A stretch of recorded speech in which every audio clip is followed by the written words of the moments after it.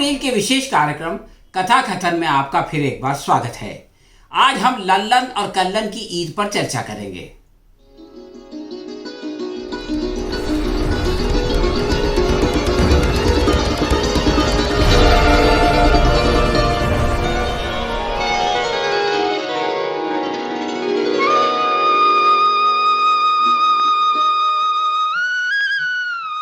आदाबर्स की आवाज सुनकर लल्लन अडवाणी चौंक पड़े। वो बोले, आदाब आदाब, कैसे रास्ता भूल गए? कल्लन नकवी ने कहा, मैं रास्ता नहीं भूला, आप तारीख भूल गए। लल्लन ने कहा, भैया आजकल इतिहास भूगोल की कोई महत्व नहीं है, सारा कुछ गणित यानी हिसाब किताब से चलता है। कल्लन बोला, आप किसी और तरफ निकल गए गुरुजी। क्या आपको याद नहीं कि आज कौन सा दिन है? अरे भैया, आजकल मेरे लिए सारे दिन एक समान हो गए हैं। क्या मतलब? ये इतनी ऊंची बात मेरे सर के ऊपर से गुजर गई। देखो भाई, फिलहाल किसी दिन के आने और किसी रात के जाने से कोई फर्क नहीं पड़ता। सारे दिन रात एक जैसे हो चुके हैं। कल्लन को अपने गुरु की हालत पर दया आ गई। वो बोला, आप तो बिल्कुल सन्यासी हो गए हैं गुरुजी। जी हाँ कल्लन, इस लंबी चौड़ी कोठी में एक कैदी के समान जिंदगी गुजार रहा हूं। अच्छा, ये आप क्या कह रहे हैं गुरुजी? और नहीं तो क्या, कभी कभार तुम जैसा कोई भूला भटका आ जाता है तो दिल बहल जाता है। लेकिन मैं तो यहां कई लोगों की चलत फिरत देख रहा हूं। ये सब नौकर चाकर जबरदस्ती पैसे के लिए सेवा करते हैं, लेकिन यहां रहते तो हैं। आप अपने आप को अकेला कैसे कह सकते हैं? भैया क्या बताऊं, ये न मेरी बात समझते हैं और न इनकी बात मुझे समझ आती है, इसलिए इनका होना ना होना बराबर ही है। लेकिन गुरुजी, इस बार सालगिरह के अवसर पर तो आपसे मुलाकात के लिए प्रधान जी भी आए थे, और क्या चाहिए? अरे भैया, वो मुझसे मिलने थोड़ी ना आए थे, वो तो अपने प्रचार के लिए आए थे। प्रचार? मैं नहीं समझा। जी हाँ, प्रचार। ये बताओ कि क्या तुम्हारे साथ मीडिया और कैमरे वाले भी आए हैं? मीडिया? उनका क्या काम? मैं तो आपसे मिलने के लिए आया हूं। जी हाँ, मैं भी यही कह रहा हूं कि तुम तो मुझसे मिलने आए हो, मगर वो नहीं। क्या समझे? ये आप क्या कह रहे हैं? सारी दुनिया ने आपको उनसे मिलते देखा। यही तो मैं कह रहा हूं कल्लन, कि वो सारी दुनिया को दिखाने के लिए आए थे और दिखाकर चले गए। कल्लन बोला, ये तो नीयत में शक करने वाली बात है गुरुजी। ऐसा दावा आप कैसे कर सकते हैं? देखो, पहली बात तो ये कि उनके आने से पहले मीडिया आ गया। समझो कि पहले रिहर्सल हुआ और फिर ड्रामा खेला गया। जी हाँ गुरुजी, मैंने भी टेलीविज़न पर देखा तो कुछ ठीक नहीं लगा। अच्छा, ये बताओ कि तुमको उसमें क्या चीज़ खटकी? मुझे ऐसा लगा जैसे सब कुछ फर्जी है। हंसना, मिलना, बोलना, चलना फिरना सब फिल्मी सेट पर हो रहा है। जी हाँ, इसीलिए मुझे भी उनके आने से कोई प्रसन्नता नहीं हुई। होती भी कैसे? जहां दिखावा हो वहां खुशी का क्या काम? लल्लन बोले, जी हाँ, तुमने सही कहा कल्लन। कल्लन ने जवाब दिया, लेकिन उस अवसर पर आपके चेहरे की मुस्कुराहट लाजवाब थी। वही क्या करें, एक नकली मुस्कुराहट को चेहरे पर सजाना मेरी मजबूरी थी। कल्लन ने कहा, वैसे एक बात बताऊं, किसी को पता नहीं चला कि आप एक्टिंग कर रहे हैं, मुझे भी नहीं। लल्लन ने कहा, इसके दो कारण हैं। पहला तो ये कि मुझे इसका पुराना अनुभव है। कल्लन ने फौरन सर हिलाकर बोला, जी हाँ, अनेक यात्राओं पर आप यही तो करते रहे हैं। लेकिन दूसरा कारण क्या है? अरे भाई, सारे कैमरे तो उनकी ओर थे, मैं तो मजबूरन बीच में आ जाता था। इसलिए एक्टिंग में कोई कमी भी रह जाती तो छुप जाती, किसी को पता नहीं चलता। कल्लन बोला, लेकिन हम लोगों को अब इसकी आदत हो गई है। इस बार तो जब वो अपनी माताजी से मिलने गए तब भी यही हुआ। अच्छा, क्या हुआ? मैंने तो टेलीविज़न देखना ही बंद कर दिया है। वही कि उन्होंने अपने माता की पैर धोकर वो पानी अपनी आंखों से लगाया। इस दौरान कैमरा माता जी के बजाय बेटे जी की ओर फोकस किए हुए था। अरे भैया, उस सीन से पहले न जाने कितनी बार उनकी माँ का पैर धोया गया होगा।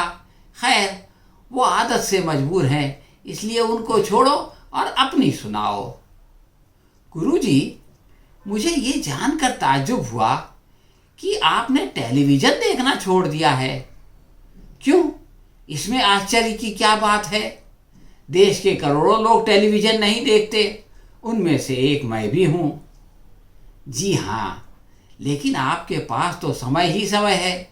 ऐसे में टेलीविज़न से अच्छा और सस्ता टाइम पास क्या हो सकता है? देखो भैया, खर्च की मुझे कोई परवाह नहीं।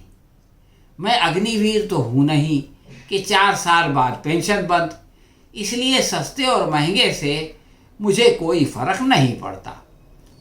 चलिए मान लिया, परंतु आप राजनीति के भीष्म पितामह हैं, समाचार के चैनल्स तो देख ही सकते हैं। अरे भैया, उन चैनल्स पर समाचार कहाँ, प्रोपेगेंडा होता है दिन रात। यह आप कैसे कह सकते हैं गुरुजी?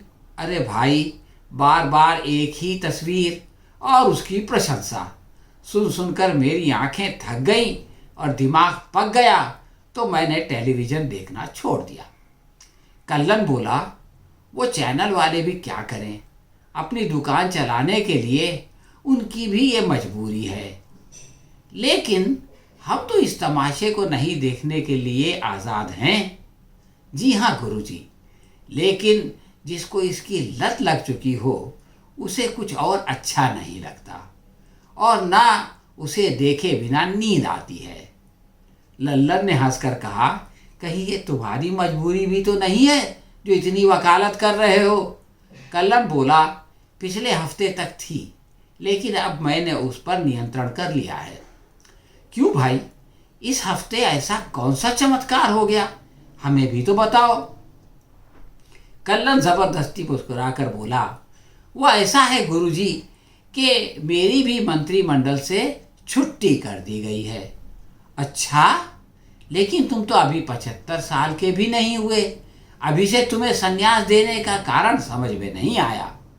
फिलहाल प्रधान जी एक एक करके अपने से अधिक अनुभवी लोगों के पर कतर रहे हैं।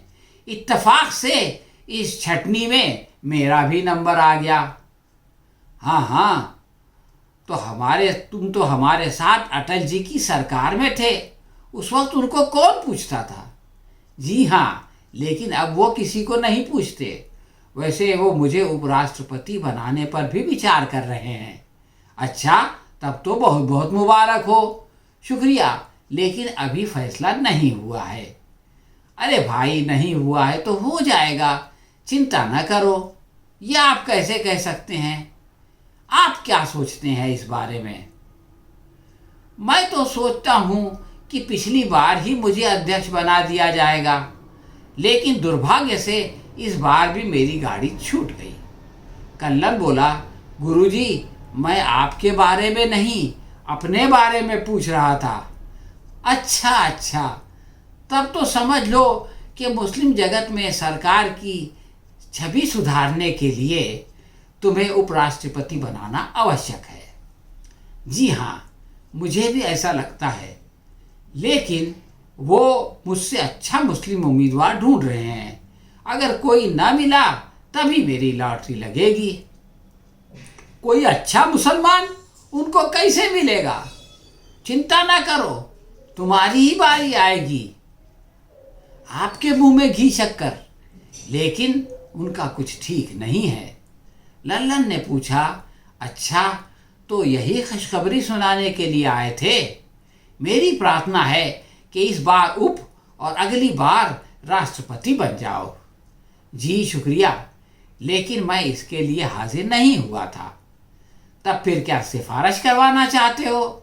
जी नहीं, आजकल राज दरबार में कोई सिफारिश नहीं, सिर्फ मनमानी चलती है। तब फिर क्या बात है? गुरुजी, मैंने शुरू में पूछा था कि आज कौन सा दिन है, आपने जवाब नहीं दिया। अरे भाई, मैंने नहीं जवाब दिया तो तुम ही बता दो। आज दरअसल ईद है, बकरी ईद। ओहो, तुमने पहले क्यों नहीं बताया? भाई मुबारक हो, ये कहकर लल्लन ने कल्लन को गले से लगा लिया। कल्लन बोला, बरसों बाद इस साल आज़ादी की सांस ली और कुर्बानी की। आज ऐसा लगा कि ईद मना रहा हूँ। हाँ भाई कल्लन, इस आज़ादी का भी अपना मज़ा है। बहू को भी हमारी तरफ से ईद मुबारक कहना। जी हाँ, उसने भी आपको प्रणाम कहा है। अच्छा ये बताओ कि उसको अपने साथ क्यों नहीं लाए? देखिए, अभी दिवाली आने वाली है, दिवाली के अवसर पर उसके साथ आ जाऊंगा। अभी चलता हूँ, इजाज़त दीजिए। हाँ भाई, अच्छा लगता है, तुम हर त्यौहार के मौके पर आ जाते हो। इसी तरह आते रहो, अच्छा लगता है, दिल बहल जाता है। फिर एक बार ईद मुबारक। हाँ तो दोस्तों, ये था हमारा आज का कथा कथन। आप हमें कमेंट बॉक्स में लिखकर बताएं कि आपको ये कथा कथन कैसा लगा। अगर आपको पसंद आया हो तो आप इसे लाइक और शेयर भी करें। हम बहुत जल्द किसी नए कथा कथन के साथ आपकी सेवा में फिर उपस्थित होंगे। तब तक के लिए आज्ञा दीजिए।